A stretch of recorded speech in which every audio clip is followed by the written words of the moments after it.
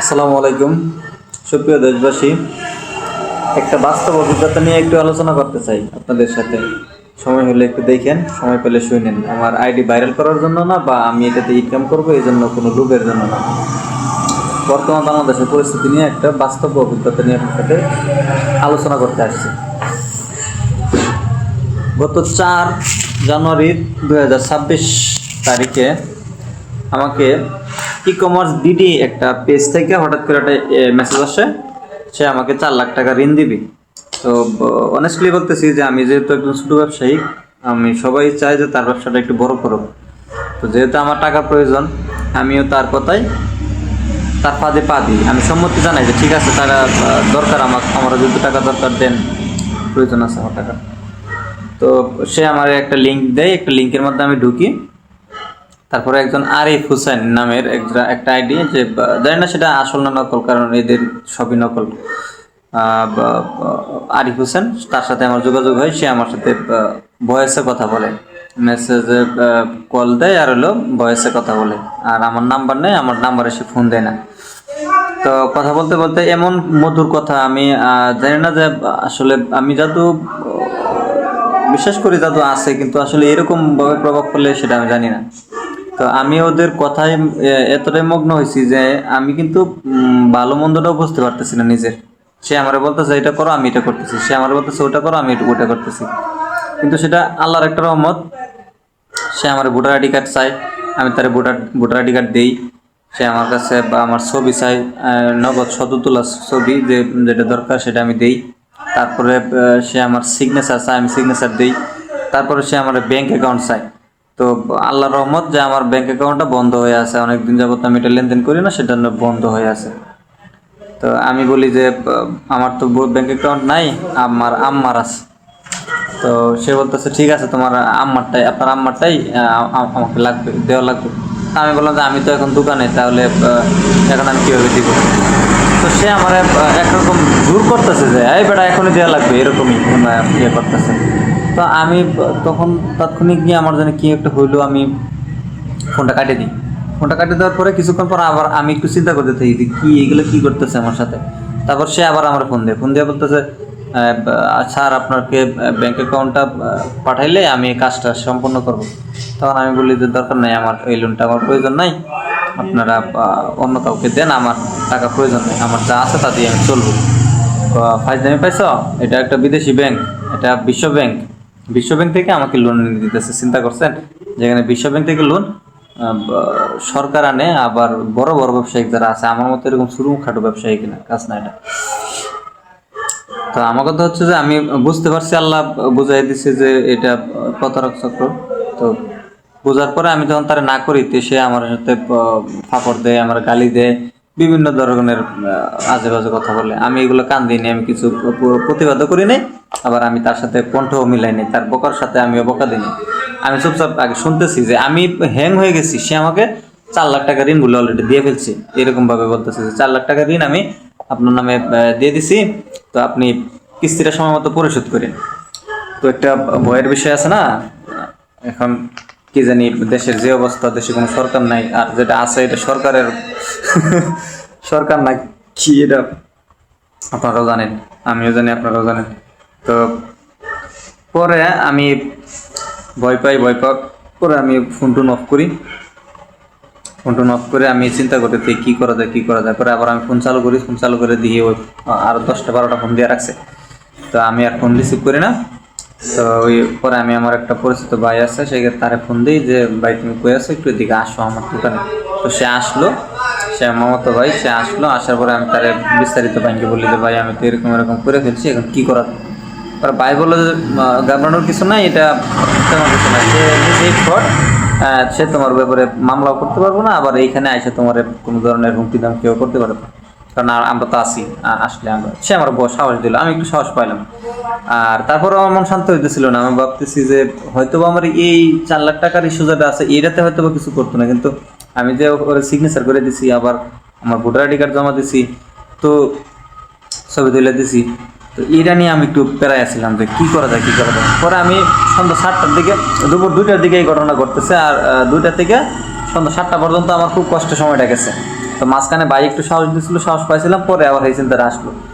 তো পরে আমি ভাবলাম যে ঠিক আছে, আমি আমার থানায় যাই অফিসারদের সাথে কথা বলি। তো অফিসারদের সাথে কথা বলতে যে অভিজ্ঞতাটা হয়েছে, আসলে এরা কোনো মানুষ না। যে অনেক জায়গায় পুলিশ মরে গেলে বলে না যে আলহামদুলিল্লাহ, আসলেই আলহামদুলিল্লাহ বলা উচিত। এরা মরে যাওয়াই ভালো, এরা মরে গেলেই দেশ শান্তি। সত্যি রে ভাই, আমি মিথ্যে বলতেছি না তো, বাস্তব অভিজ্ঞতা। আমি 7টা পর্যন্ত যে প্যারাশান নিতেছিলাম, আমি তার সাথে গেলাম আলোচনা করার জন্য। বিপদে আমার বন্ধু কি পুলিশ না? তো আমি যদি জনগণ হয়ে থাকি এই স্বাধীন দেশের, তাহলে তো আমি স্বাধীন না, আমি তো পরাধীন, আমি তো তার হাতে শিকল পরা। দেখেন আমি থানায় গেছি, 3টা ঘন্টা আমার বসায় রাখছে, আমার একটা কথা শোনা নাই। শুধু জাস্ট খালি আমি এইটু বলছি যে স্যার আমি তো একটা জিডি করতে আসছি, আমার কথাটা একটু শুনেন। পরে বললো যে কী সমস্যা বলেন। পরে আমি বললাম যে স্যার আমি যে অনলাইনে এরকম একটা ঋণের একটা আবেদন করছিলাম, একটা পেজ থেকে আমার মেসেজ দিয়েছিল, পরে তার কথা অনুযায়ী আমি সব দিছি। জাস্ট খালি এইটুক কথা শুনছি।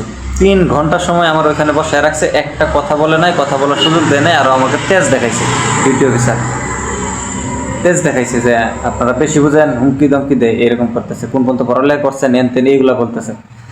পরে আমি একটু বুদ্ধি খাটালাম, 3-4 ঘন্টা, মানে আমার কথা হচ্ছে যে আমি শান্ত হয়ে থাকে হলেও আমি জিনিসটা দেখতেছি শেষ পর্যন্ত কি ঘটে। তো আমি যেহেতু যতক্ষণ পুলিশের কাছে আছি, আমি তো সেফ আছি, আমার একটু আত্মবিশ্বাস আছে যে আমার বিপদ হলে এখানে তো আর বিপদ হবে না, কিন্তু এইখানেই আমার বিপদটা হয়। আমাদের বিপদটা এখানেই হয়, যেখানে আমরা একটু ভরসা করি, পুলিশদেরকে যদি একটু ভরসা করে বসি। তখন আমি বুদ্ধি করে আমার যে এলাকার একটা দারোগা আছে, যেটা আর কি মামলা টামলা হইলে আমাদের এলাকায় মাঝে মাঝে যায়, তো তার সাথে আমার একটু পরিচয় আছিল। তো হঠাৎ করে দেখি সে আমার সামনেতে ঘুরতেছে, তখন আমি তার সালাম দিলাম, আসসালামু আলাইকুম। ওয়ালাইকুম সালাম, কেমন আছেন? এই ভালো আছি, কী অবস্থা? আসলাম এই একটু ঝামেলা নিয়ে, আর উনি তো আমার কথা শুনতেছিলেন। তো আপনি একটা কাজ করেন, আপনি একটু ওসি স্যারের সাথে দেখা করেন। তো ওসি স্যারের রুমে যাবো, ওসি স্যারের রুমে আমি দরজা ধাক্কা দিয়ে তো সমানে সুদান খাইলাম, সরি, হ্যাঁ, মানে অনেকগুলো গালি আমার কথা আমার শুনতে হইলো যে বিনা অনুমতিতে কেন আমি ধাক্কা মারলাম দরজার মধ্যে। ভিতরে আসলে 2টা নেতা, একটা মেয়ে একটা মহিলা, আর 2টা নেতা ছিল বিএনপির বড় প্রভাবশালী নেতা আমাদের এলাকা, তারা বসেছিল। তো এখন তারা হয়তো গুরুত্বপূর্ণ মিটিং করতেছিল, হয়তো সেজন্য আমার যাওয়াটা উচিত হয় নাই। কিন্তু আমি 3-4 ঘন্টায় যে এখানে ব্যয় করে ফেলছি, সেটা কিন্তু কোনো মূল্যায়ন হইতেছে না। তারপরে আমি আরও অনেক বেশ কিছুক্ষণ সময়, আনুমানিক আরও 1-1.5 ঘন্টার পর আমি দেখি যে মহিলাটা বেরিতেছে, ভিতরে 2 পুরুষ বসে আছে। তো আমি ডিউটি অফিসারে বললাম যে স্যার, যেহেতু একটু যদি ওসি স্যারের সাথে যাইতাম, আপনি যদি লয়ে যেতেন তাহলে আমার জন্য একটু উপকার হইতো, আপনি একটু লয়ে যাবেন, আমি একটু স্যারের বুঝাই কই, যদি দরকার না লাগে তাহলে তো আর আমার এগুলো সময় নষ্ট করার দরকার নেই। তা আমি পারবো না, আপনি যান স্যার, প্লিজ চলেন, আপনার আমার একটু বিপদ, যেহেতু আপনি গেলে আমি খুব খুশি হই, আপনার লাগে দোয়া করবো মন থেকে। তো এইভাবে বলতেছি আর কি।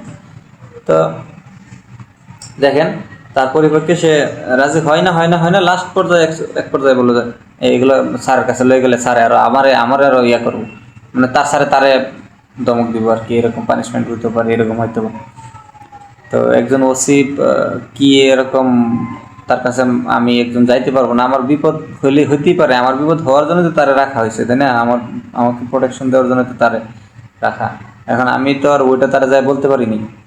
এখন আমি পরে তারা ডিউটি অফিসার আমার ওসি রুমে লিয়ে গেলে, আমি ওসিরে কইলে, ওসিরে যে আমি এরকম 2টা পেজ, যে আমি জিডি লিখে নিয়ে গেছিলাম, 2 পেজে জিডি।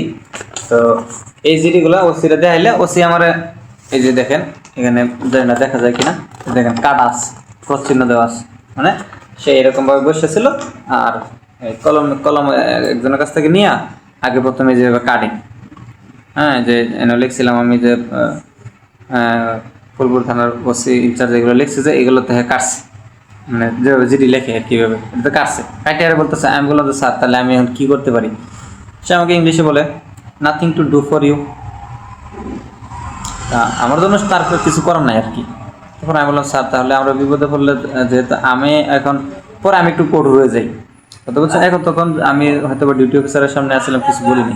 তা আমার কথা ছিল যে আমি যদি রাগ দেখাই তাহলে বড়টার লাগে দেখাই, ছোটোটার লাগে না। পরে আমার রাগ যেহেতু রাগ তো আমার প্রথম থেকেই উঠতেছে, আমার সময় নষ্ট করতেছে, তারপরে আমার লোক উল্টা পাল্টা বিহেভ করতেছে, আমার রাগ উঠবো না, স্বাভাবিক বিষয়। পরে আমি তারে প্রশ্ন করছি যে স্যার, তাহলে যেহেতু একজন অপরাধী সে আমার কাছে অপরাধ করছে, সেটা এখন দুষ্টা আমার ঘরে আসতেছে যে আমি কেন তার ফাঁদে পা দিলাম। এখন যদি ওই অপরাধী আবার কোনো একটা সিস্টেমে আপনার কাছে যদি আমার ব্যাপারে নালিশ করে বা মামলা করে, তখন তো আপনি যাই আমার ধরে নিয়ে আসবেন, আনবেন না? তো যদি অপরাধ করে থাকেন তাহলে তো আনবই। তাহলে ঠিক আছে, আমি অপরাধ করলে আমাকে ধরে আনবেন, সে যে করলো সেটা অপরাধ না? সেটা কি অপরাধ না? তারে ধরে আনতে পারেন না? ও, সে অনেক টাকাওয়ালা, সে অনেক শিক্ষিত, সে টেকনোলজি বিষয়ে অনেক অভিজ্ঞতা আছে, হয়তো বা আপনার মতো 4-5টা বন্ধুও তার আছে, সেজন্য। পরে সে আমারে বলতেছে, এই আপনি যে জিডিটা করছেন, এই জিডিটা আমি যদি নেই, আমি যদি সার্চ দেই, এটা আসলে মূলত আমার কাজ না, এটা হইতেছে ডিপি হারুনের কাজ। জুলাইয়ের পরে জুলাইয়ের পরে এটা আমার সে বলতেছে এটা ডিবি হারুনের কাজ, একমাত্র হারুনই পারবো, এটা হারুনই একমাত্র পারছে, মাটির তল থেকে ধরে নিয়ে এসে, মানে এত বড় একজন ব্যক্তি, মহান ব্যক্তি, তার সে খুব দরকার, ডিবি হারুনটা তার খুব দরকার, হয়তো বা সে ডিবি হারুনের খুব প্রচুর ভক্ত, আমাকে এটাই বুঝাইলো আর কি। তারপরে সে বলতেছে এটা সার্চ দিব, দেখা যাবে যে সব হলো বরিশালের, পিরোজপুরের, হ্যাঁ মাদারীপুরের, এগুলার, মানে পিরোজপুর হচ্ছে সাইদি সাহেবের এলাকা, বরিশালের তো বেশিরভাগই হাত পাকার অনেক প্রার্থীরা আছে বরিশালের। তো এই বড় সংগঠনগুলার মানে জামাত ইসলামের বিরুদ্ধে তারা কীভাবে কথাটা বলবো, সরাসরি বলতে পারতেছে না, এইভাবে বলতেছে যে এটা নেটে সার্চ দিলে দেখা যাবে যে এটা পিরোজপুরের কথা, বুঝতে পারছেন? মানে এই হচ্ছে বাংলাদেশের অবস্থা। তা আমার তো মনে হয় যে আমরা স্বাধীন হই নাই রে ভাই, আমরা কীভাবে স্বাধীন হয়েছি? ততক্ষণ পর্যন্ত এই থিঙ্কিংয়ের, যেখানে যে ওসি, সে তো মানে অল্প শিক্ষিত না, সে উচ্চ শিক্ষিত বা অভিজ্ঞতা অনেক অনেক বড় বড় লোকদের সাথে উঠা বসার পরে তার স্ট্যাটাসটা ওই রকমভাবেই। তো তার মাথায় এখনও এটাই চাপে আছে যে স্বৈরাচারীকে দেশে দরকার, কারণ স্বৈরাচারী আইলেই তো তার ইনকাম হবে, নাহলে তো তার পকেটটা খালি হয়ে আছে, সে তো কামাই করতে পারতেছে না, তার মন মতো একজনকে ধরে বলতে পারতেছে না। দেন আমি ওই রুমের মধ্যে যে প্রশ্নটা করছিলাম, আমার তো মনে হয় না স্বৈরাচার থাকলে এই প্রশ্নটি আমি করতে পারতাম, আমি এর আগেই হয়তো বা অ্যারেস্ট হয়ে যেতাম। তো এই হচ্ছে দেশের পরিস্থিতি। তা আমি আমার ব্যক্তিগত ইয়ে থেকে আপনাদেরকে আহ্বান জানাবো যে সবার জায়গা থেকে সবাই প্রতিবাদী হন, সরকার যেই গঠন করুক, আমাদের ন্যায্য অধিকারটা আমাদের প্রয়োজন। তো আমি যেহেতু যতটুকু জানছি, আমি আমার 30 বছর বয়সে আমি এখন পর্যন্ত একটা ভোট দিইনি, ঠিক আছে? আমি চাচ্ছি এবারের ভোট যেন দাঁড়িপাল্লাই হয়। কেন হয়? কারণ দাঁড়িপাল্লাই আমি ওদের ইয়াগুলো দেখলাম, কর্মী ফোরামগুলো দেখলাম, এটা একটা পূর্ণাঙ্গ একটা ইসলামিক ব্যবস্থা। আমি কোনো দলের অ্যাডভাইস করতেছি না, যেটা বাস্তব সেটা বলতেছি। যদি আপনারা কেউ দেখে থাকেন যে দিনে নামাজ কয়েকটা পড়ছি, কোরআন তেলাওয়াত কয়বার করছি, হ্যাঁ করছি কিনা, এগুলো সব সমস্ত কিছু একটা পেপারের মধ্যে নোট ডাউন করে তারা প্রতি মাসে, প্রতিদিন থেকে শুরু করে মাসের 1 তারিখ থেকে 30 তারিখ বা 31 তারিখ পর্যন্ত। আমার কাছে এটা খুব ভালো লাগছে। আমি আশা করি আপনারা আমার মতো বিপদে পড়ার আগে দেশটাকে গড়ার জন্য, সোনার বাংলা গড়ার জন্য, হাদির চেতনায় নিজেকে করার জন্য আর হাদির স্বপ্ন বাস্তবায়ন করার জন্য আমার মনে হয় দাঁড়িপাল্লা বা ইসলামিক দলগুলোরে সাপোর্ট করা আপনাদের জন্য ভালো। আশা করি বুঝতে পারছেন। ভালো থাকবেন সবাই। আসসালামু আলাইকুম। তারা ভয় দেখানোর জন্য আমার কাছে যেটা মিথ্যা একটা দলিল বানাইছিল, সেটা আমার অনেক ভয় পাইয়ে দিছিল। তারপর আমি জিডিটা করি, জিডির 2টা কপি, এখন শান্ত।